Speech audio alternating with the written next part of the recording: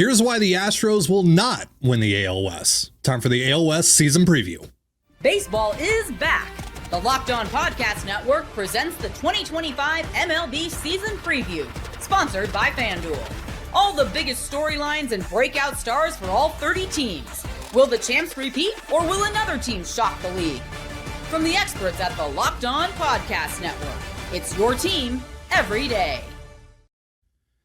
Welcome to the AL West season preview. We are joined by Locked On A's host Booney, Locked On Rangers host Bryce Paterick, one half of the Locked On Astros podcast Brett Chansey, as well as one half of the Locked On Angels podcast John Fish, and I'm your host from the Locked On Mariners podcast Ty Dane Gonzalez.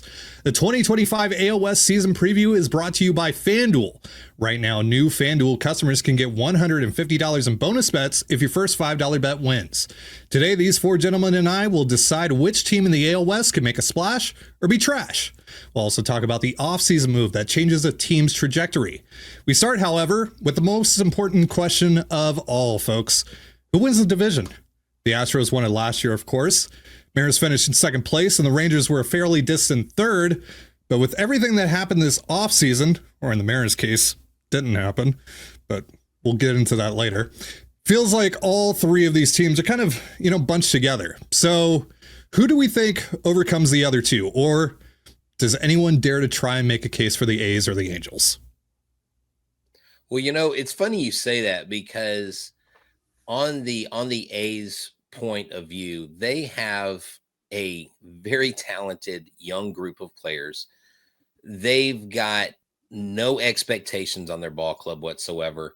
And I think they're going to play like they have their hair on fire. And I think they're going to be a little bit more than the pesky A's. I think they're going to probably squeak into the contention for this division early on. And now I don't know if that sustains, but of course I'm going to take my homerish take that I think that the Astros will win this division this year. But I do think that it is a 3-team race.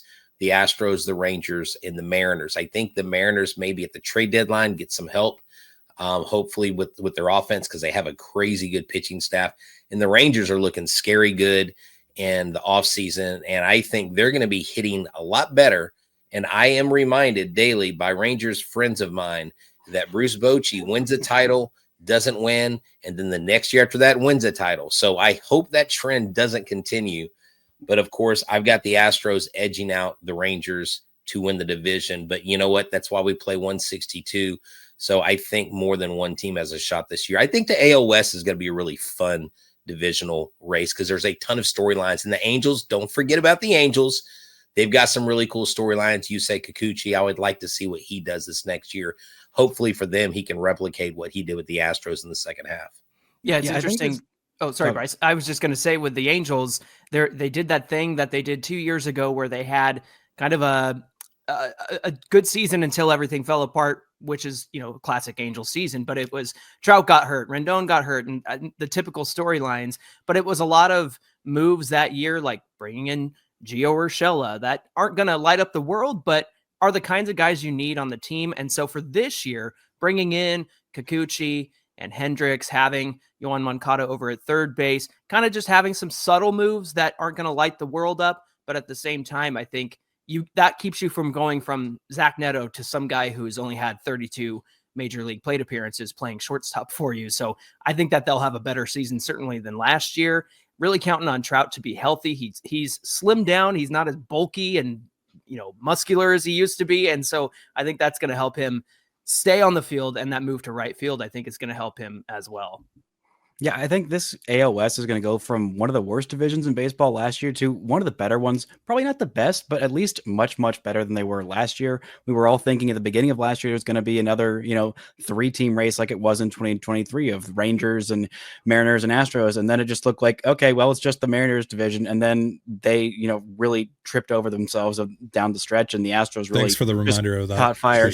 I figured you might have forgotten. I figured you could use it. But hey, my team was boring and bad down the stretch, and I don't know if I'd take boring and bad versus tripping over your feet and coughing up that division lead. But I mean, the Rangers are to me so much better this year. I mean, I think whether the Bruce Bochy every other year title trend continues, I don't think the trend of the Astros being tops in the AL West is going to continue. I mean, the Mariners may not have done anything in the offseason, but their pitching staff is just too good. And having a full year of Randy Rosarena, having a better year from probably the best player in this division in Julio Rodriguez, coming off of a couple of, inconsistent seasons, but still, he's just so talented. And if they hit really at all, I think they're going to be really, really good this year.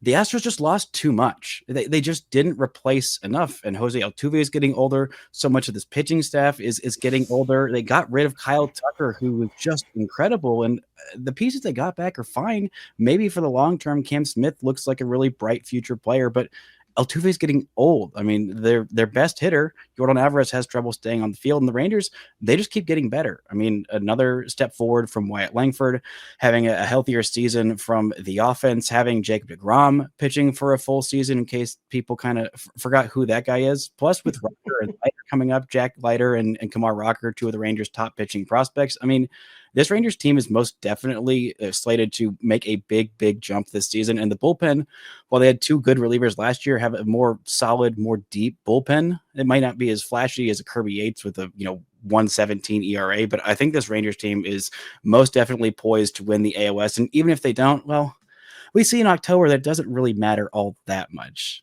does it? My take is going to be a little bit of controversial and a little bit of surprising to a lot of listeners, and you'll understand why after I say it, but give me a minute here. I think and I'm not saying this just because a host of the A's or a homer take. I think the A's are going to win the West, and not only win the West, I think they're going to run away with it. And let me tell you why.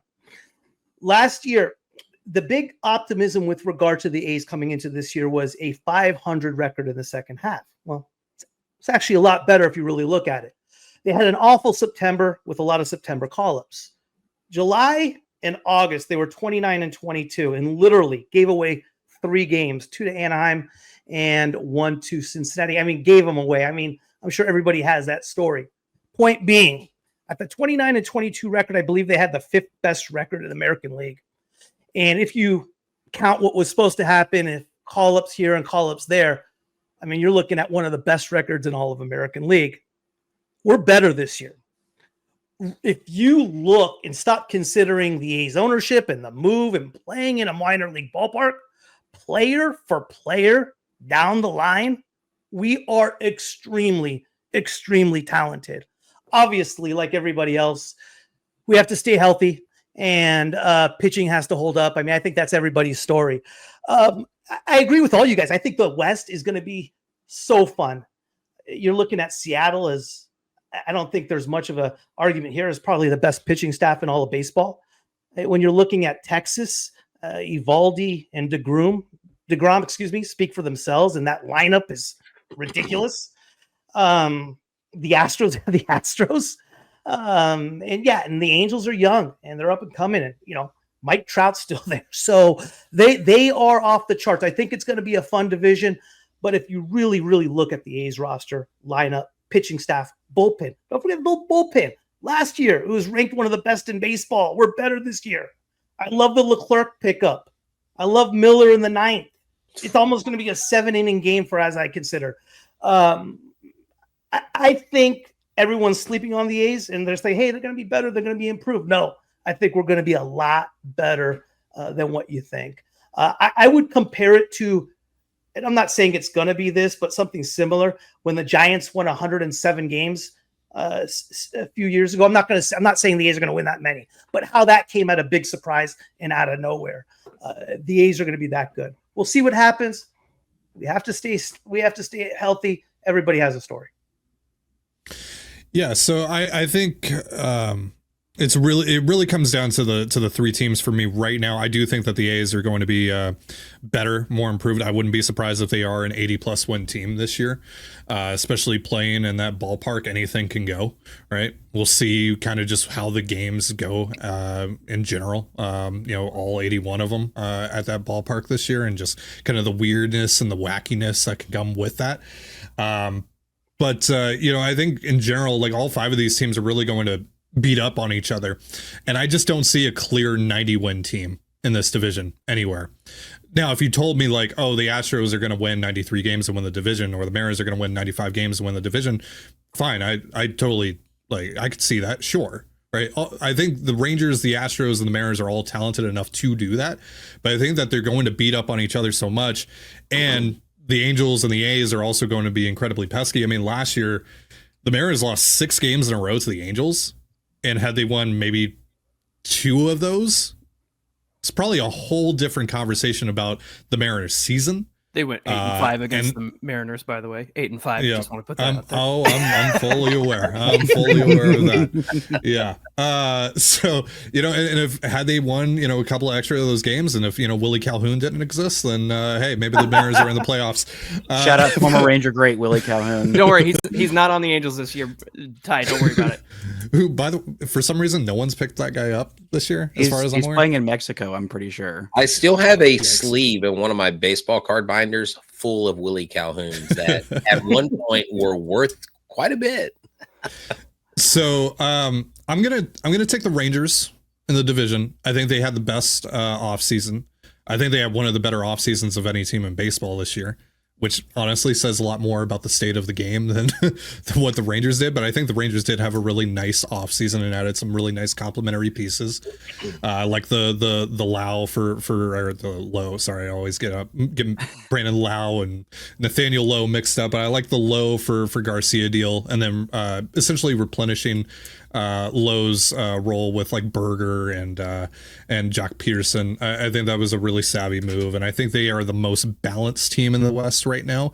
But again, I could see it being any of these 3 teams. I could see any of them exploding, but I also kind of feel like it's just going to come down to whoever gets to 87, 88 wins. So on that note, let's get into the over-under win totals for the AL West from our friends over at FanDuel. So they have the Astros at 86.5, Rangers at 85.5, as well as the Mariners at 85.5, the Angels at 72.5, and the A's at 71.5. We're all obviously an optimistic bunch about our teams, but is there anyone here who thinks their team might hit the under? I don't think our guys hit the under. I think our bullpen and I think our starting staff is being very undervalued and underappreciated across baseball, especially with who we have coming back. Fromber, Hunter Brown, Spencer Arrighetti is going to be a top 10 in Ks per 9 this year easily. And I think with what we got back with Walker also signing in Paredes, I just think we replaced 60 potential home runs with 22 home runs. And I think Cam Smith makes a vie for Rookie of the Year if he makes opening day roster or gets a call up. The kid's that good. So I don't see an under for my guys unless, look, would we like, what we're like a year or 2 removed where we have like 6 guys on the IL in our pitching staff, right? So if the injury bug hits, I can see the Astros going under that. I honestly think they win between 91 and 93 games, but I don't know. What was the A's total? 71.5. Oh, wow. They're going to be way over that. They're going to be way over 71.5. I feel pretty confident about that. Yeah. Well, me too. I feel like everybody in this division besides the Astros are going to hit the over, but that might just be my own personal biases. We'll get into this a little later on in the show. But yeah, you could tell me like the Mariners win 77 games this year and I'd be like, yeah, that makes sense. You tell me they won 95 games this year, I'd be like, yeah, that makes sense. So it's possible they could hit the under. I wouldn't be shocked by it. This team just doesn't have the depth to withstand significant injuries. So if that happens, then yeah, we could easily see them hit the under, even with how great this pitching staff is. But fingers crossed that they hit the over. I mean, you, with regard to the A's, I mean, the whole thing with the A's, you're looking at guys that haven't been real stars yet, right? Lawrence Butler had a humongous second half last year. Brent Rooker had a great year 2 years ago, but really broke out last year. In order for the A's to be successful, the stars are going to have to be stars, and they have not really established themselves as those type of players yet, right? So we're still hoping what we think they are going to be, but there's not enough of a sample size of that. I mean, for example, Rooker's hitting under 200 in spring training. He hasn't been great whatsoever. We have a prospect in Soderstrom is at 150. Again, it's spring training, But when you're looking at players that you think who they can be with a small sample size, it's always a little scary. So with that being said, yeah, I think the A's are going to be really good, but that's based on stars being stars. And they got to be the players they were last year.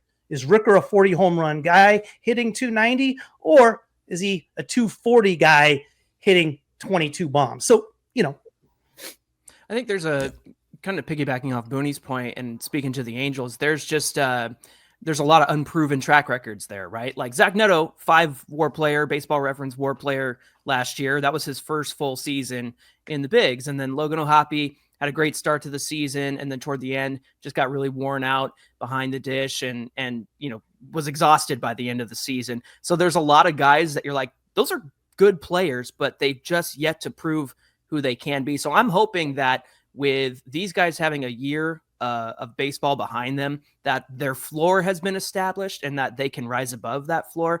And again, coming into the season with this team, it's a matter of how you finish, not really how you start. And for these guys to start with the team that they have, I think the expectations of their win total makes sense. But I'm going to take the over because I think that a lot of those young guys take a step forward now that they have a year of baseball behind them and really step up and prove something and have some veteran presences around them. Travis d'Arnaud, Jorge Soler, hopefully Mike Trout stays on the field. I think that's going to be really beneficial to the offense. And then as far as guys like Kikuchi and Hendricks really helping along the young guys like Jose Soriano and probably Reed Detmers or Jack Ohanowitz, I think that the veteran presence mixed with the potential of the young guys, I think is going to help the Angels at least be 500. I think that would be a really good step in the right direction for them.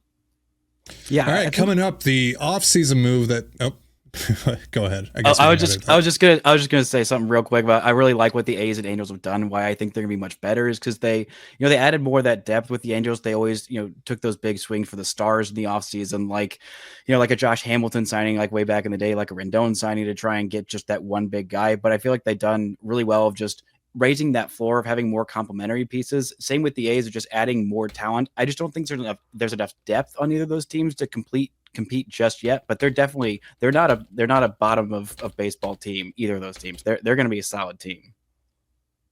All right, well, coming up, the offseason move that changed the team's trajectory for 2025. It's the AL West season preview. There's nothing like the energy of an MLS match, the chants, the atmosphere, the last-minute goals. If you want to experience it all live, Gametime makes getting tickets easier than ever. With last-minute deals, all-in pricing, and a lowest price guarantee, Gametime takes the guesswork out of buying MLS tickets. Plus, ticket prices actually drop as kickoff gets closer, so you can score amazing seats at a great price. I love that I can see the exact view from my seat before I buy, so there's no surprises when I get to the stadium. Gametime also has event cancellation protection and even job loss assurance, so I can buy with confidence. Take the guesswork out of buying tickets with Gametime. Download the Gametime app, create an account, and use the promo code LOCKEDONMLB for $20 off your first purchase. Terms apply. Again, create an account and redeem the promo code LOCKEDONMLB for $20 off. Download Gametime today. Last minute tickets, lowest price guaranteed. This is the AOS season preview. So fellas, Shohei Ohtani left the division last year. Now Kyle Tucker has left. So who does that leave as the best player in the AL West? Is it Yordan Alvarez, Corey Seager, Julio despite the down year, Lawrence Butler after the breakout year? Or is there still an argument to be made for Mike Trout? Well, I think you have to automatically go to Yordan Alvarez as one of the top 3 or 4 left-handed hitters in the league. I think one of the top 5 hitters in the league. And I would find anyone having a hard case to make against that. Yordan Alvarez, the lone lefty on this starting roster. I like Yordan Alvarez, but it's definitely no disrespect to Trout or Julio Rodriguez or Corey Seager. We've got some, and Butler. We've got great stars on each of the teams, but I'm thinking Yordan would be top guy in our division just because of what he's done so far to this point in his career. I think it's got to be Seager. I think it's just got to be Seager. I mean, Yordan might be a little bit better of a hitter than Seager, but he's a legitimately good shortstop while also being a top 5, if you're a hater, a top 10, no worse than top 10 hitter in baseball. He plays legitimately good shortstop. He hits lefties, he hits righties, he hits fastballs, breaking balls, any kind of pitch, any location. He is just too good. And the only reason I might find an argument against that is only because Wyatt Langford is up and coming. And by the end of this year, I feel like he's going to catapult himself into that conversation. But Corey Seager, 2-time World Series MVP, he's just too good to not be the best player in this division. And I think it's not particularly close, unless Mike Trout is actually fully healthy. That's the big question too. Is Mike Trout going to be healthy? You mentioned it earlier. He was just a big bulky guy. And I think him trimming down the season is going to be easier on the knees, the legs, all the stuff that's plagued him over the last couple of years. And that's the thing. It's not a consistent injury. It's like, oh, the meniscus. And then the other last year was the hamate bone in his hand. So just a bunch of freak injuries. So I hope that with him trimming down, he's going to get back to being Mike Trout. He might not be the, home run hitter that he was when he was swole, but I think if he looks more like he did, in those mid 2010s, and he's lean and mean, and he's able to stay on the field and play healthy, if Mike Trout gets a full season, I think he's in the MVP conversation. I think top 3, if you're looking at the players, I think it's Mike Trout until it's not Mike Trout. And then Corey Seager, I got Lawrence Butler, and then Yordan Alvarez, absolutely. Everyone's forgetting about Altuve. The guy just keeps doing it and doing it and doing it. So if I was to pick 5 players, those would be it. But could you really put Lawrence Butler over Yordan Alvarez? I did. Oh. I did. Okay. As far as hitting wise, if you're going to look both sides of both sides, Yordan Alvarez absolutely is one of the best hitters in all of baseball. But him just being that's why I don't have Rooker there either. Him being just designated to that DH spot is the reason why. I think Julio could absolutely be the best player in the division. He just hasn't proven that he can be yet, right? Or that he is yet, rather. The last 2 seasons for Julio have been a story of 2 very extreme ends of the spectrum. Where last year, for example, for the first couple of months, he was just objectively bad. Not for his standard, just in general, he was just bad. He had like 7 extra base hits in the first 2 months of the season or something like that. That's not the guy that Julio needs to be. But like what happened in August of 2023, Julio exploded at one point in the season, and the overall numbers looked pretty solid at the end of the day. He was a 4-win player. Like, that's a really good year for most players. But we know that Julio can be significantly better than that. We know with all that talent that Julio has, he's an elite center field defender. He's a guy that can easily be a 30-30 or more player, that he can be an 8, 9, 10 win player and be an MVP candidate at any given moment. We just haven't seen that yet. We haven't seen the consistency yet. That's what I'm hoping to see this year.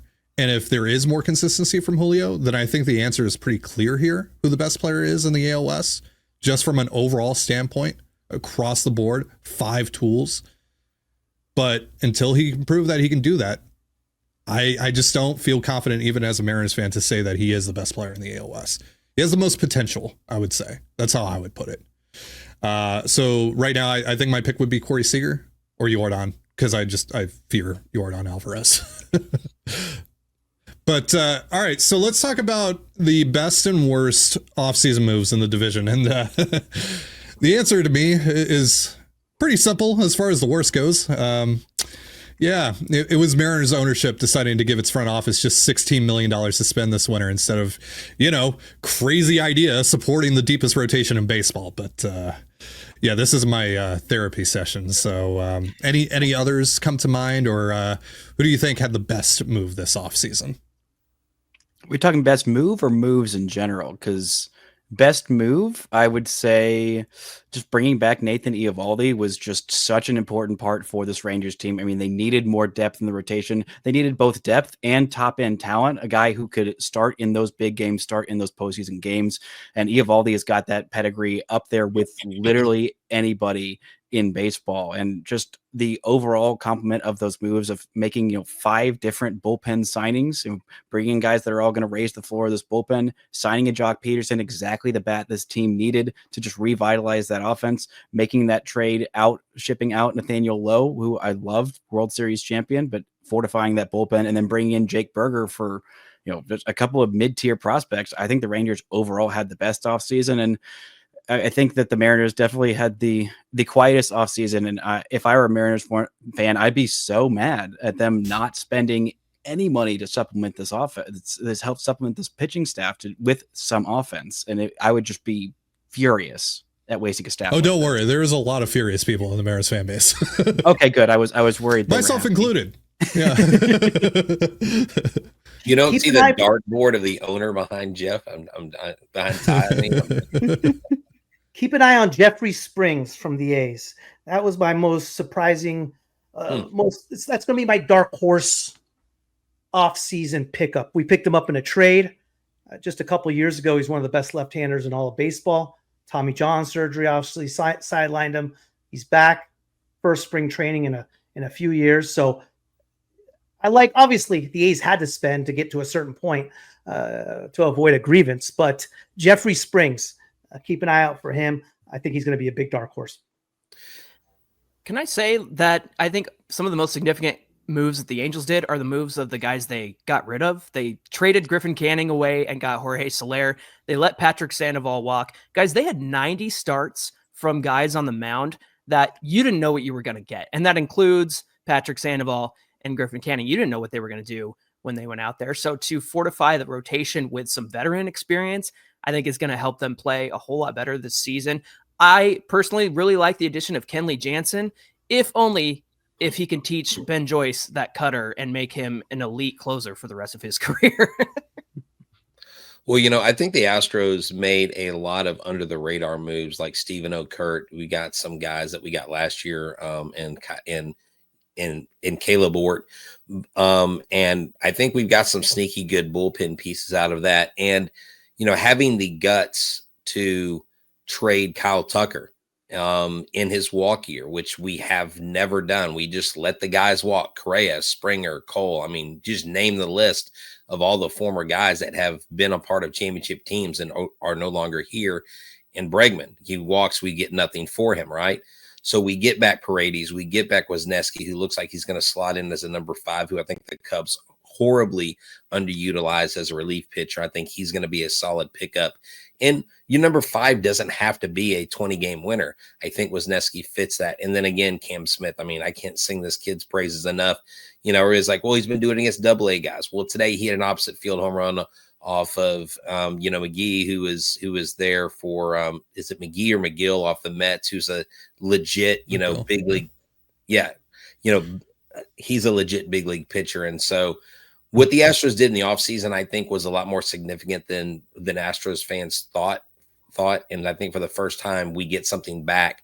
3 guys, 12 to 14 years service time versus 1 year of service time. I think that's a pretty good deal. All right, coming up, what team could make a splash or be trash? It's the 2025 AL West season preview. All right, folks, it's that time of year again. March Madness is finally here, and FanDuel is giving you the chance to get in on the action like never before. Right now, new customers can get $200 in bonus bets when your first $5 bet wins. That's $200 to use on everything from buzzer beaters to Cinderella stories and even who's cutting down the nets. With tournament games happening almost every day, there's always something exciting to bet on. The FanDuel app is simple to use, and when I win, I get paid instantly. No waiting around. So visit FanDuel.com and get in on the college hoops action all tournament long. That's FanDuel.com. I think I would say Julio Rodriguez. Julio Rodriguez has the most pressure on him. Coming back, coming off that last year he had, being looked at as such the phenom he is. I think he has a lot of pressure to come back big for the Mariners, considering the big criticism on the Mariners this year is their offense. So I think a lot of pressure is on him. Biggest splash, obviously, I'm going to stick with the A's. I got them winning the West. I've said that for a while. We'll see what happens. I think for the team with the most pressure on it, it's also got to be the Mariners. I mean, the Astros, they've won a World Series in this championship window. Their window might be on the close, or, it's the Astros. They always find a way to keep it open. The Rangers, they've won a championship. The Mariners haven't even made the World Series yet, and they have such an incredibly talented team and a young team. And, these windows only stay open for so long. And I don't know how much longer the Mariners are going to be able to keep that window open. It should be a while with that pitching staff and the just development apparatus. But I think there's a lot of pressure on the Mariners to win and win right now. Yeah, I'm going to agree with Bryce on the Mariners. Ty, I'm a generational Mariner hater. You're a generational Angel hater. But I can agree that the Mariners have one of, if not the best rotation in baseball, at least the AL West. And to see that they have this rotation and not the offense to go along with it, I think that there's a lot of pressure on them to do something with it. And again, as a baseball fan, I can admire what the Mariners have, but you guys got to do something with it. Yeah. Yeah, exactly. And, I think team wise, that would be, where I rest. Because, if Julio Rodriguez can have a revitalization of his career and you can have this offense, like you said, do the things they need to do, Kyle Riley, those guys, then you've got a really, really good chance of doing some things and making some noise to where, look, if you guys sit where you are and nobody really expects y'all to win it, maybe that puts less pressure on you. But I know for the fan base, they're like, okay, guys, when is the time? It's now. And just one correction, Bryce said we won a title in this championship run.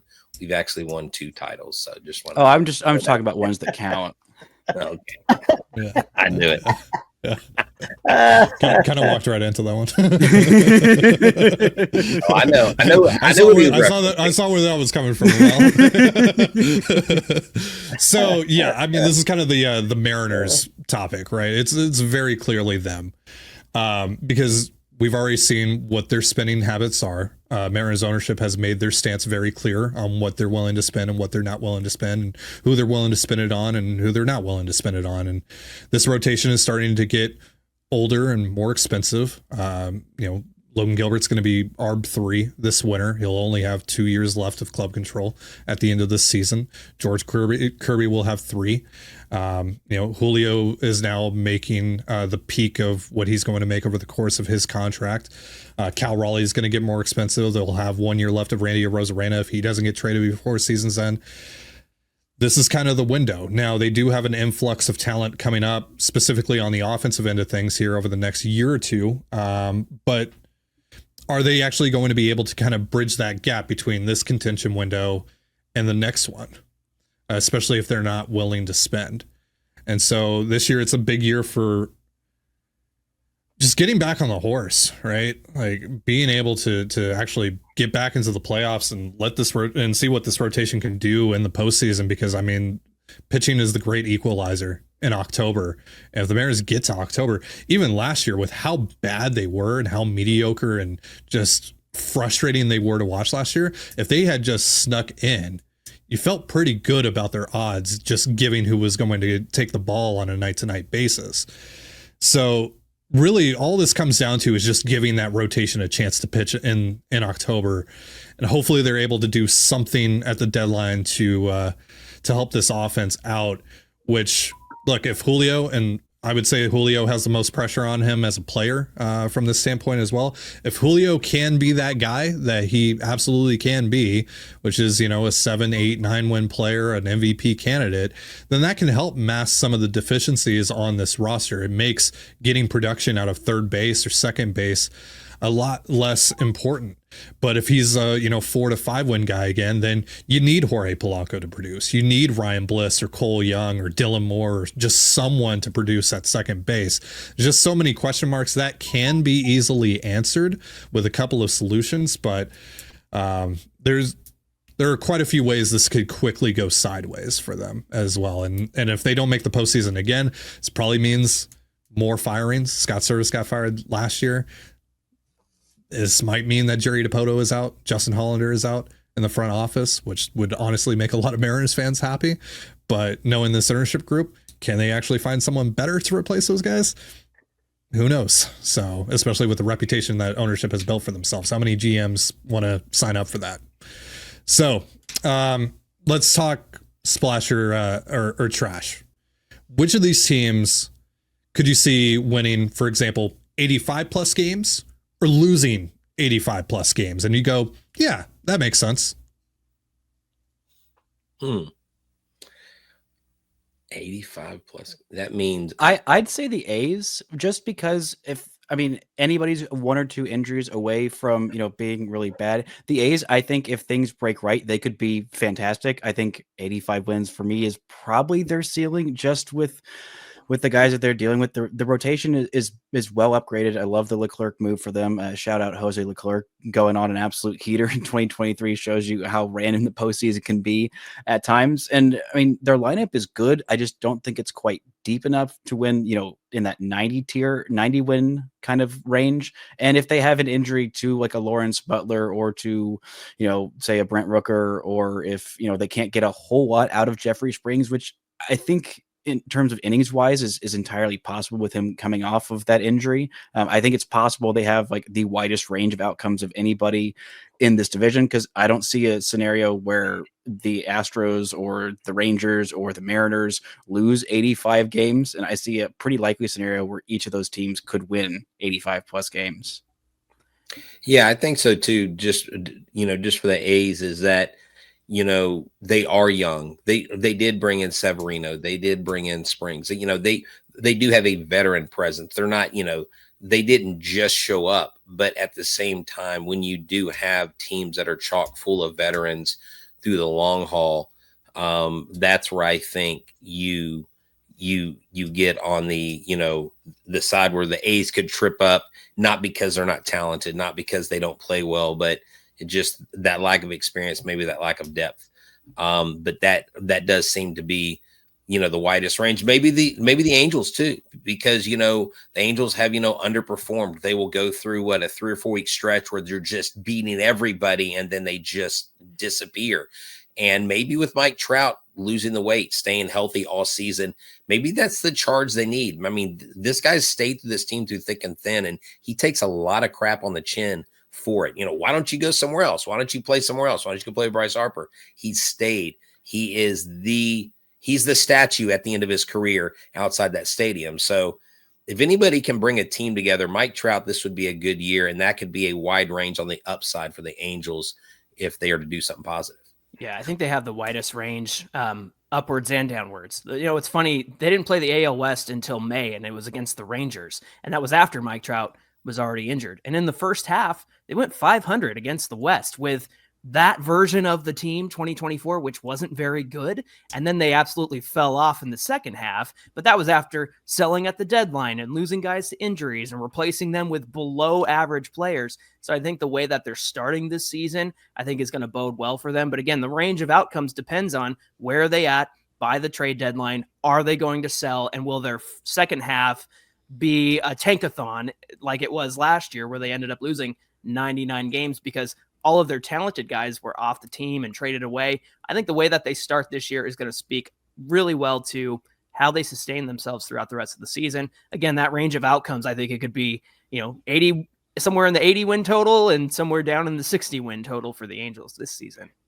I'm concerned about the darn Mariners, man. I mean, with that pitching staff from top to bottom, it is just name after name and just filthy stuff night after night. And unfortunately, we open up against them with a 4-game set in Seattle, and we got to face that staff. So it's just, that's all I think, is that there's no weaknesses with regard to that staff. And I think the hitting is going to come around.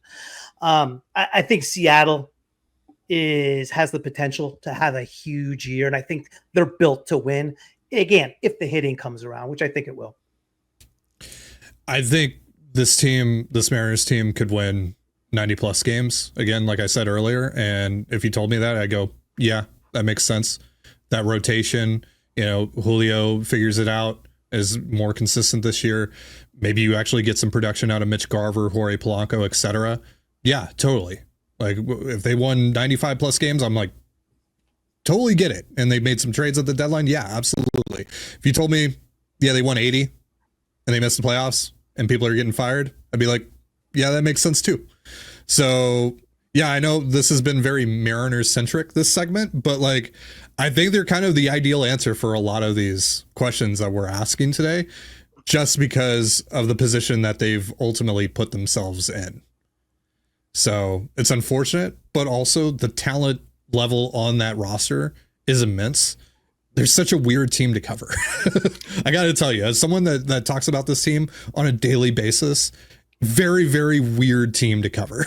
Hey, lots of content, lots of ideas, lots of things to talk about for sure. Except for player acquisitions this winter, Bryce. Yeah, well, theoretical player acquisitions, I mean, off the charts. For real, those Fan Fiction Friday episodes go crazy. You did it. No, yeah, that was great. I was like, I love that. And just let you know, Ty, like I like the ideas y'all come up with the fan interaction stuff. We got a little fan hot takes thing coming up this next week. Hopefully we get some videos in. But yeah, no. You guys got fans? Oh yes, no, we do. We have fans. Jesus. They're about Oh, 36 inches high, and there's much of a waist. Unbelievable. That's not. Well, all right, guys. Want to thank you all for doing this with us, and thank you for watching. That's going to do it for us. For all the division previews for the 2025 MLB season preview, subscribe to Locked On MLB on YouTube or wherever you get your podcasts. And for more on the Mariners, Rangers, Astros, Angels, and A's, subscribe to Locked On Mariners, Locked On Rangers, Locked On Astros, Locked On Angels, and Locked On A's on YouTube or wherever you get your podcasts. Part of the Locked On Podcast Network, your team every day.